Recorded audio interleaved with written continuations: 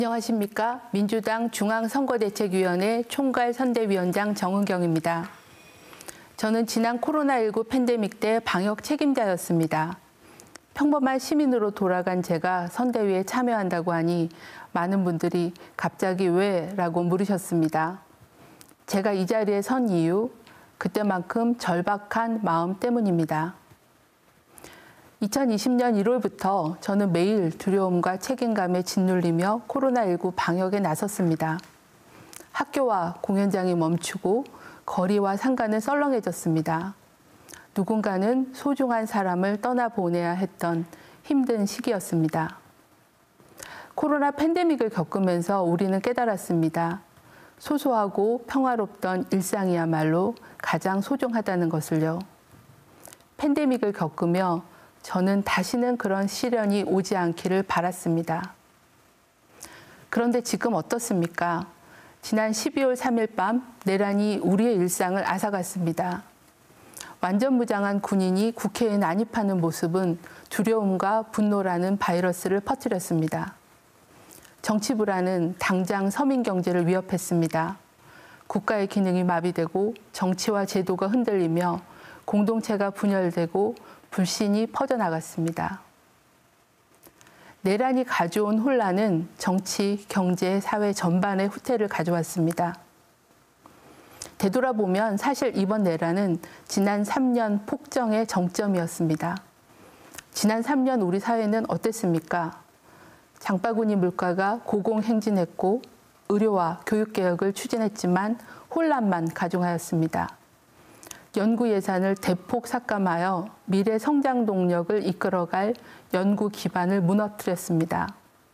노동개혁을 빌미로 노동자들을 옥죄었습니다. 공정과 정의를 주장했지만 권력을 사유화하고 헌법과 법치가 무너졌습니다. 결국 12.3 내란을 일으켜 민주주의의 근간을 망가뜨렸습니다. 우리 일상과 미래를 불안과 공포에 빠뜨렸습니다. 우리 공동체의 미래가 불안해졌습니다. 저는 가만히 있을 수만은 없었습니다. 내란을 종식하고 국가를 정상화해야 한다는 많은 국민과 같은 마음, 같은 각오입니다. 그렇다면 어디서 해법을 찾아야 할까요? 저는 우리 공동체가 코로나 팬데믹을 이겨낸 과정을 되돌아보았습니다. 누군가 저에게 대한민국이 코로나를 극복할 수 있었던 이유를 묻는다면 저는 첫 번째로 우리 공동체의 힘을 이야기합니다. 두려운 바이러스 앞에서 의료진은 현장을 떠나지 않았고 시민들은 마스크를 나누고 거리 두기를 감내했습니다. 우리 국민은 이런 공동체 정신이 위기 극복의 밑거름이라는 것을 누구보다 잘 알았습니다. 내란 위기도 마찬가지라고 생각합니다. 무엇보다 내란을 반드시 종식시키겠다는 강력한 의지를 가지고 실천에 옮기는 것이 중요합니다. 코로나 때 국민이 스스로 참여하고 연대해서 위기를 이겨낸 것처럼 이번에도 정권 교체로 확실하게 내란의 뿌리를 뽑아야 합니다. 저는 우리 국민이 팬데믹 때 보여주었던 지혜와 공동체의 힘을 다시 한번 발휘한다면 이번 내란 위기도 잘 극복할 수 있다고 믿습니다. 두 번째는 신뢰입니다. 팬데믹 때 국민께서 방역 당국을 신뢰해 주시고 적극적으로 방역에 참여해 주셔서 위기를 극복할 수 있었습니다. 내란 극복을 이끌어야 할 정치도 마찬가지입니다. 내란은 총을 거두었다고 끝나지 않습니다. 회복은 정치가 시민의 신뢰를 되찾는 데서 시작됩니다. 정치는 공동체가 위기를 넘는 가장 강력한 도구입니다. 불안에는 근거 있는 정책으로, 혐오에는 연대로, 공포에는 신뢰로 답해야 합니다. 신뢰를 기반으로 한 정치가 이루어질 때 더 단단한 공동체로 나아갈 수 있습니다. 국민을 향해 진심으로 설명하고 사실만을 말하며 실천하는 정치. 이것이 우리가 코로나를 통해 배운 위기 극복의 조건이자 방법입니다. 내란은 코로나19보다 더 치명적인 바이러스였습니다. 계엄령은 그 밤에 해제됐지만 내란 불면증, 내란 우울증이라는 말까지 생길 만큼 분노와 불안이 계속되고 있습니다. 계엄령을 그 밤에 해제시킬 수 있었던 것은 우리 사회와 국민의 성숙된 민주의식 덕분이었습니다.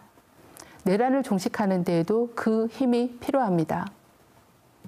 팬데믹 사태가 그랬듯 이번 내란 사태 역시 우리에게 같은 질문을 던지고 있습니다. 국가란 무엇인가? 국가는 위기 속에서 국민에게 무엇을 해야 하는가? 첫 번째 답은 국민의 삶과 일상을 지켜야 한다는 것입니다. 두 번째 답은 국민의 권리와 안전을 지켜야 한다는 것입니다.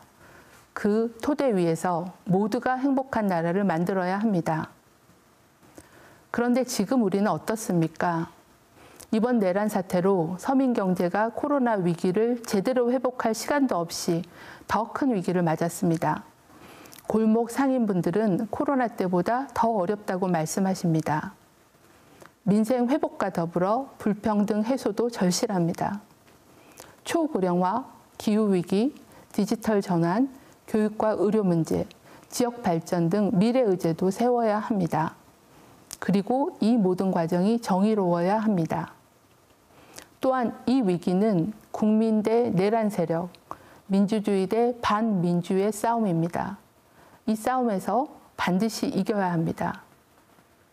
그러려면 국민의 편에 서서 국민의 말을 경청하고 국민의 신뢰를 바탕으로 국민이 가리키는 방향으로 나아갈 수 있는 정치 세력이 필요합니다.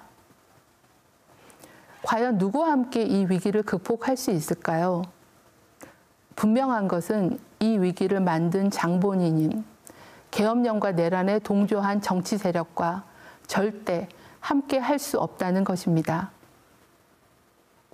민주당은 준비되어 있습니다.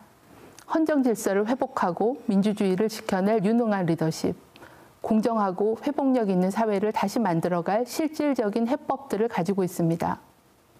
민주당의 목표는 단순한 회복이 아닙니다. 보다 나은 미래를 가능하게 하는 회복, 한 단계 더 도약하는 회복입니다. 민주당은 내란 사태 이후 무너진 민주주의와 헌정 질서를 다시 세우기 위해 서민 경제를 회복하고 나아가 국가 경쟁력과 대한민국의 위상을 다시 끌어올리기 위해 모든 역량을 결집하고 있습니다. 위기의 끝에서 다시 일어서는 길, 더 안전한 나라, 더 튼튼한 민주주의, 더 회복력 있는 공동체를 위한 길, 그 길을 민주당이 국민과 함께 만들어 가겠습니다. 메르스 대응 실패를 교훈 삼아 코로나 팬데믹에 대응했듯이 내란 사태를 교훈 삼아 내란 위기가 지속되거나 다시는 반복되지 않도록 해야 합니다. 그러기 위해서는 지금도 사법 쿠데타로 현재 진행 중인 내란 위기를 주권자의 힘으로 끝내야 합니다. 우리의 평범하고 소중한 일상을 회복해야 합니다. 진짜 대한민국을 향해 다시 나아가야 합니다. 국민 여러분과 함께 민주당이 해낼 것입니다. 작은 힘이지만 저도 국민들과 함께 열심히 하겠습니다. 감사합니다.